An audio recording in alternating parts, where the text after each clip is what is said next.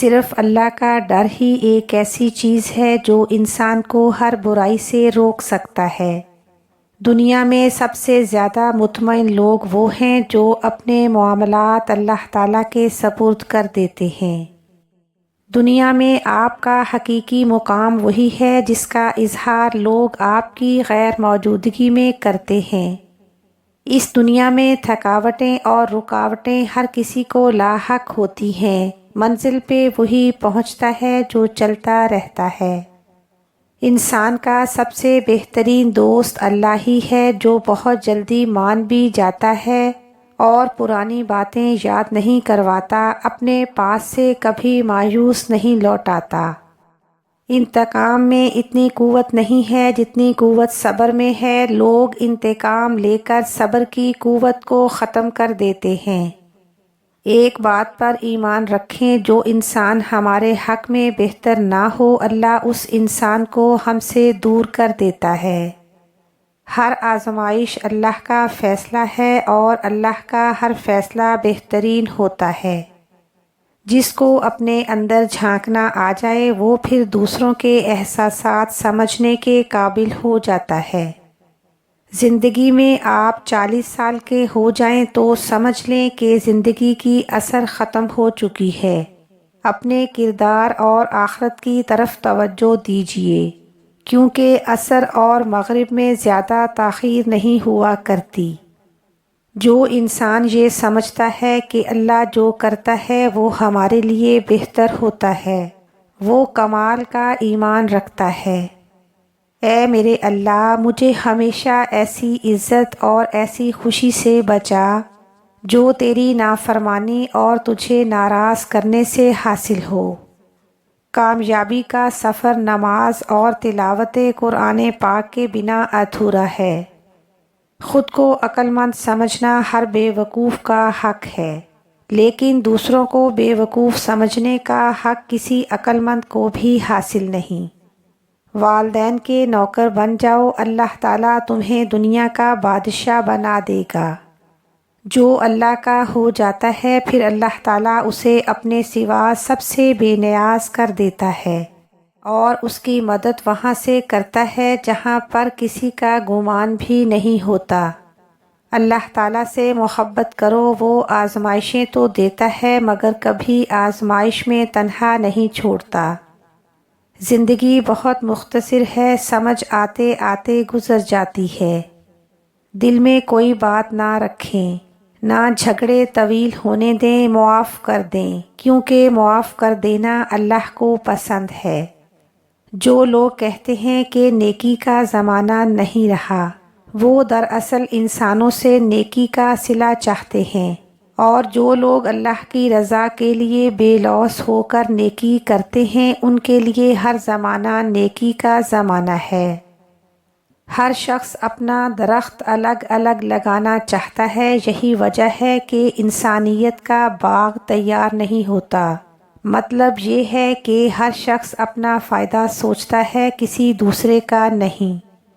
ہمیشہ اخلاق سے بات کرو، کیونکہ انسان پر سب سے زیادہ مصیبتیں اس کی اپنی زبان کی وجہ سے آتی ہیں۔ حضور پاک صلی اللہ علیہ وسلم نے فرمایا، ہر کسی کے لیے دعا کیا کرو، کیا پتہ کسی کی قسمت تمہاری دعا کا انتظار کر رہی ہو۔ دوسروں کی مدد کیا کرو، اللہ تمہاری مدد کرے گا۔ دوسروں کو سکون دینے والا کبھی بے سکون نہیں رہتا۔ انسان تو ہر گھر میں پیدا ہوتے ہیں مگر انسانیت کہیں کہیں جنم لیتی ہے۔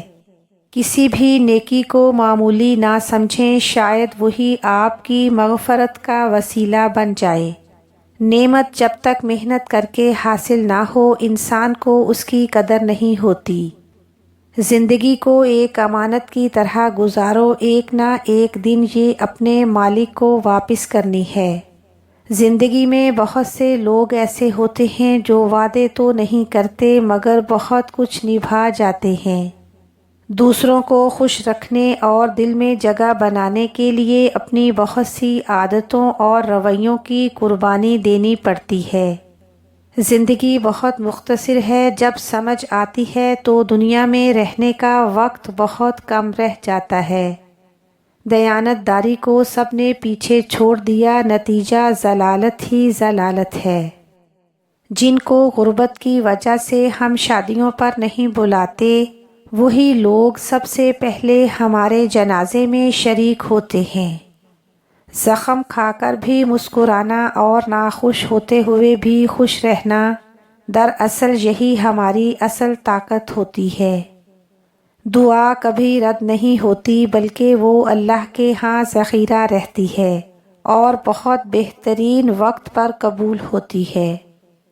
زندگی ایک انجان کتاب کی طرح ہوتی ہے، اگلے صفحے پر کیا لکھا ہے کسی کو نہیں پتہ۔ زندگی میں خوشیوں کا دار و مدار اس بات پر ہوتا ہے کہ آپ کتنا اچھا سوچ سکتے ہیں۔ اللہ نے جو تم کو دیا ہے اس پر راضی رہو تو سب سے بڑھ کر دولت مند ہو جاؤ گے۔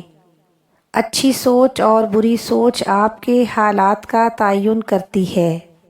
زندگی میں سادگی اپناؤ، جتنی سادہ تمہاری زندگی ہوگی اتنی پریشانیاں کم ہوں گی۔ کامیابی کے لیے کوشش کرو اور کبھی پیچھے نہ ہٹو، کیونکہ خدا نے تم سے کوشش مانگی ہے، نتیجہ نہیں۔ دنیا کے سبھی لوگ خوبصورت ہیں، بدصورتی ہمارے رویوں اور سوچ میں ہے۔ کسی کی زندگی میں اس کے لیے آسانیاں پیدا کرنا اس کی قبر پر فاتحہ پڑھنے سے بہتر ہے۔ دلوں میں اترنے کے لیے سیڑھیوں کی نہیں بلکہ اچھے اخلاق کی ضرورت ہوتی ہے۔ جو ایک پیاسے جانور کو پانی پلانے پر بخش دیتا ہو، سوچیں اگر انسان کی مدد کر دی جائے تو اللہ تعالیٰ کتنا نوازے گا۔ انسان کو جب اللہ سے لینا ہوتا ہے تو لاکھوں کروڑوں کی چاہت رکھتا ہے، لیکن جب اللہ کے نام پر دینا ہو تو سکے ڈھونڈتا ہے۔ میری بے بسی کا عالم تیرے کن کا منتظر ہے، میرے مہربان تو دکھا دے کن فیکون کا نظارہ۔ روتے رہ جاؤ گے جس دن سجدے کی طاقت نہیں ہوگی۔ ابھی بھی وقت ہے، نوجوانوں نماز قائم کرو۔ زیادتی کرنے والوں کی بربادی کے لیے آپ کے آنسو اور صبر ہی کافی ہے۔ جب متبادل مل جائے تو ہر رشتہ ایسے بدل جاتا ہے جیسے کبھی تھا ہی نہیں۔ جسم گندا ہو تو لوگ دور ہو جاتے ہیں، دل گندا ہو تو رب دور ہو جاتا ہے۔ پوچھا گیا صبر جمیل کیا ہے تو جواب آیا، جب تم آزمائے جا رہے ہو اور تمہارا دل کہہ رہا ہو الحمدللہ۔ کچھ لوگوں سے تعلق بڑھا کے ان کی حقیقت کھلنے کے بعد انسان سوچتا ہے کہ فاصلے بھی کتنے اچھے تھے، کتنی عزت تھی۔ وقت آپ کو بتا دیتا ہے کہ لوگ کیا تھے اور آپ کیا سمجھتے تھے۔ دھوکے ہوتے رہتے ہیں مگر دھوکے کو جان کا روگ نہیں بنا لینا چاہیے۔ مسکرائیں اور آگے نکل جائیں۔ نوٹوں کی گڈی میں خون سے زیادہ طاقت ہوتی ہے، جو رشتوں کو اور ضمیر کو کریت کریت کر کھا جاتی ہے۔